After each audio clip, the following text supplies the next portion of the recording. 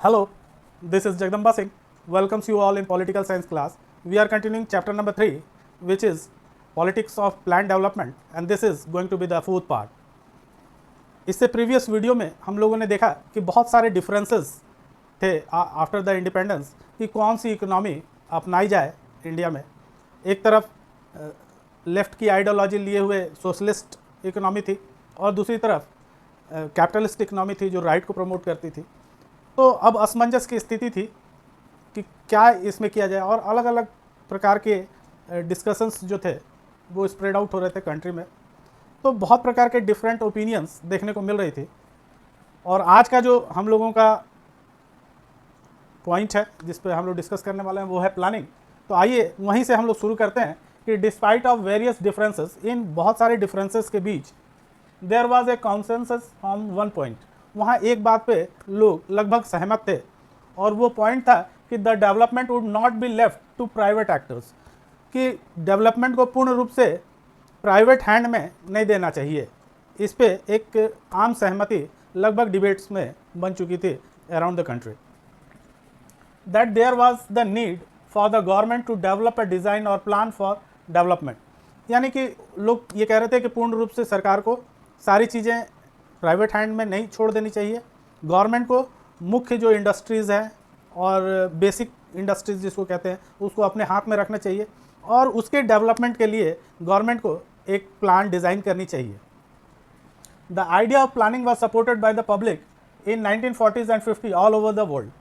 और उस समय पूरे वर्ल्ड में 1940s और 50s के दौर में लगभग वर्ल्ड की सारी कंट्रीज़ एक प्लान्ड वे में डेवलपमेंट को प्रमोट कर रही थी। The experience of great depression in Europe, the inter war reconstruction of Japan and Germany.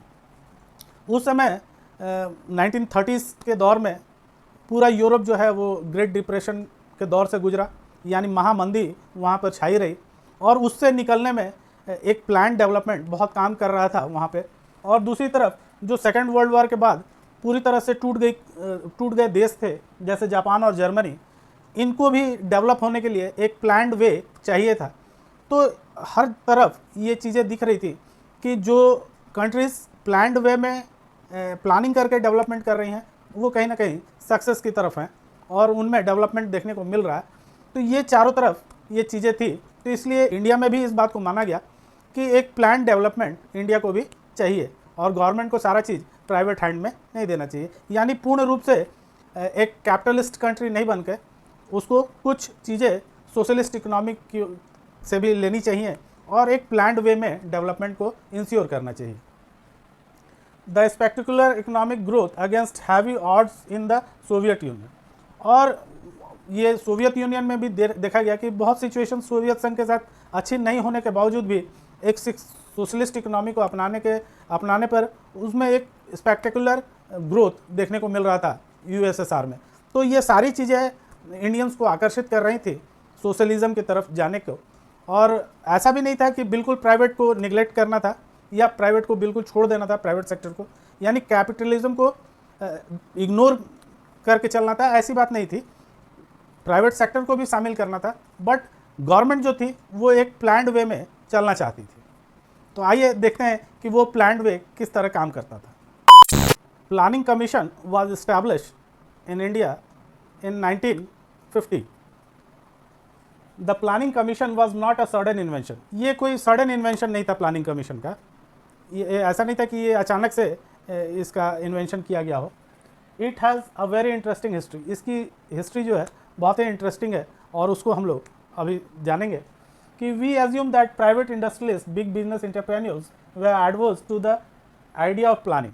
ये जो आइडिया ऑफ प्लानिंग था, क्या इसके विरुद्ध सारे इंडस्ट्रियलिस्ट और बड़े बिजनेसमैन थे उस समय के? They wanted an open economy without any state control in the flow of capital.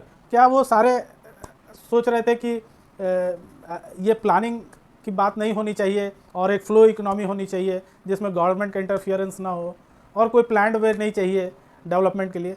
तो ये सारी बातें जो हम लोग अभी तक एज्यूम कर रहे हैं कि प्राइवेट सेक्टर को लेकर के, ये बातें बिल्कुल गलत हैं। That was not happened. ऐसा कुछ भी नहीं हुआ था। Section of the big industrialist got together in 1944।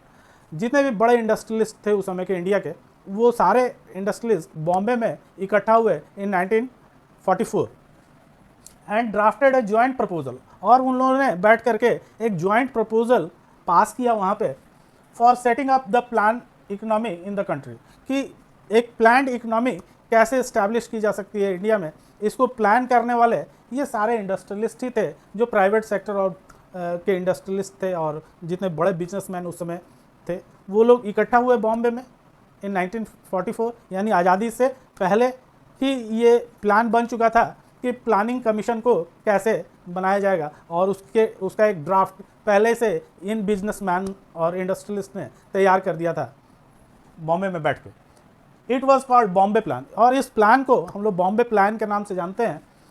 It wanted the states to take major initiative in the industrial and other economic investment, industry के क्षेत्र में और अदर इकोनॉमिक जो इन्वेस्टमेंट है उसमें स्टेट का क्या रोल होगा, इसको तय करने वाले ये इंडस्ट्रियलिस्ट ही थे इंडिया के, और बिग बिजनेसमैन थे, जिन्होंने 1944 में ही ये प्लान तैयार कर दिया था कि स्टेट का क्या रोल होने वाला है, और ये प्लान कमीशन जो है वो किस तरह से वर्क करेगी, ये सारे कुछ इन्होंने ड्राफ्ट कर दिया था।